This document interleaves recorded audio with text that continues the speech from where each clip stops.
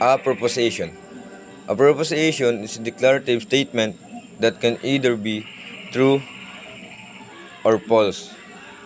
Take note of this. And it can be both true and false. We use variables to represent proposition like small letter p, small letter q, and small letter r. Now, truth value is the value of a proposition that can either true. If it's true, write big letter T. If it's false, write big letter F. Now here, we're going to identify which of the following is a proposition. If yes, determine the truth value. Number 1.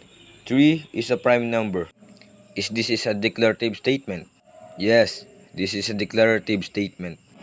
In this declarative statement, can't be either true or false. So, therefore is proposition. Now, what is the truth value of proposition? 3 is a prime number, and this is true. We can also write this as P. Represent this. 3 is a prime number. Okay, number 2. 7 is an even number. So, you are declaring that 7 is an even number. This is a declarative statement. Now, in this statement also can't be either true or false.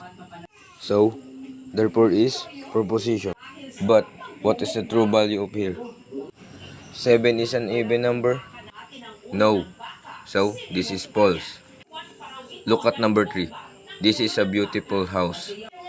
But before that, you can write Q.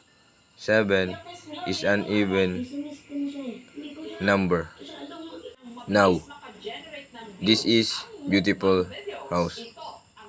You are declaring, right? This is a declarative statement. But this kind of statement can't be true and false.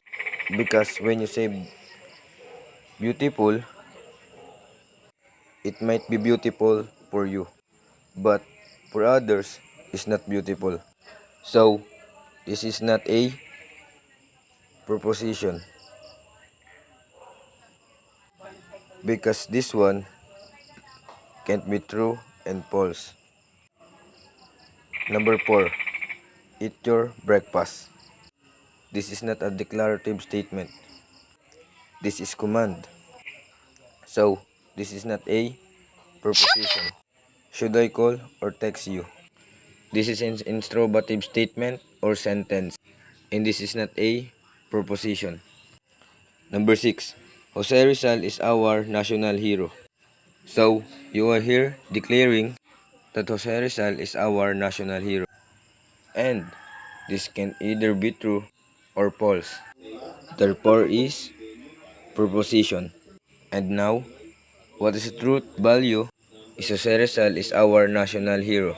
Yes, so that is true. So, that's how you going to identify if it's a proposition or not proposition. And the truth value, write T if it's true and F if it is false.